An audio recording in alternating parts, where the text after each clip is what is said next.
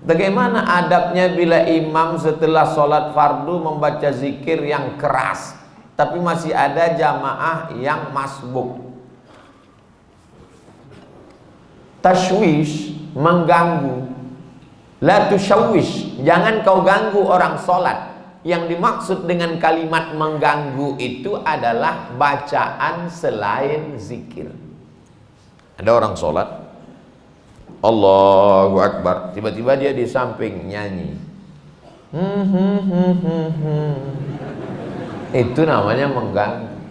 Tapi kalau ada orang sholat, yang lain yang sebelah subhanallah, subhanallah, subhanallah, apakah terganggu? Tidak. Yang terganggu dengan subhanallah itu setan. Kenapa? Karena bacaan zikir dengan sholat isinya sama. Aqimis sholata li zikri, dirikanlah sholat untuk zikir mengingat aku. Orang yang berzikir sama circle-nya, sama signalnya. Orang yang berzikir mengingat Allah, orang yang sholat mengingat Allah. Orang yang sama-sama mengingat Allah, tidak saling mengganggu dan tidak saling terganggu. Jadi kalau ada orang sholat, orang sebelah itu berzikir, tapi zikirnya mengganggu, dua kemungkinan. Yang sholat itu setan atau yang berzikir itu setan.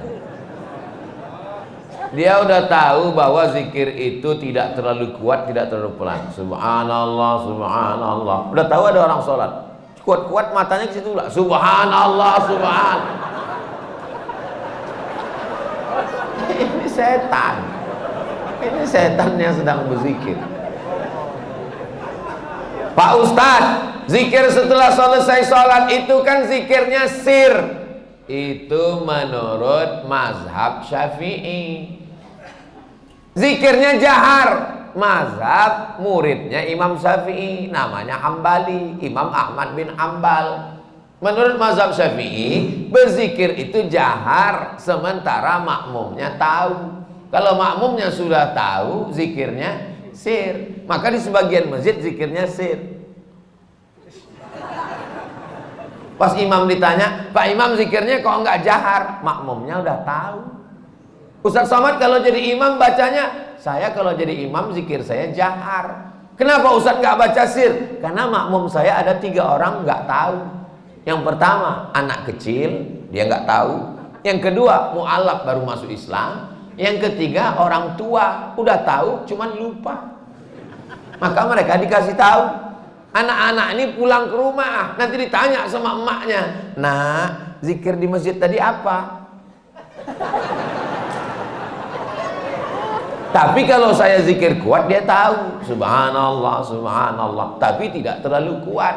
Nggak mungkin juga orang di masjid zikir sampai subhanallah, subhanallah. Kau zikir apa ngamuk?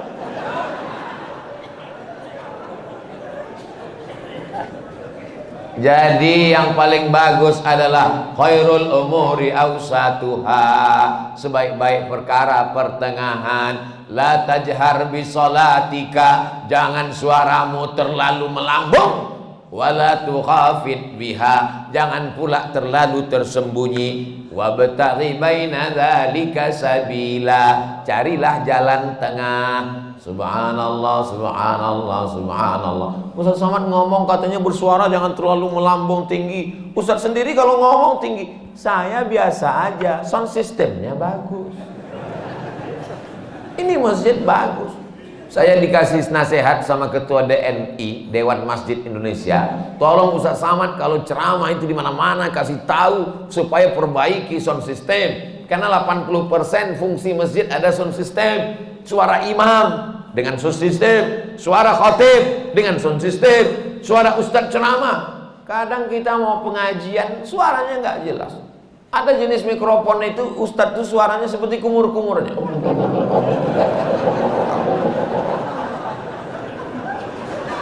Tapi di masjid Darul Hamid, Baitul Hamid, bait rumah, Hamid rumah orang yang memuji Allah, rumah yang terpuji. Masya Allah, tenang, sound systemnya mantap, cuman agak panas aja dikit.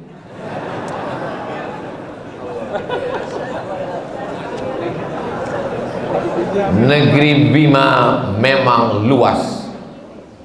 Pergi memancing ke Pulau Buru. Mengapa terasa panas? Karena Ustadz pakai baju baru. Assalamualaikum. Waalaikumsalam warahmatullahi wabarakatuh. Salam kenal.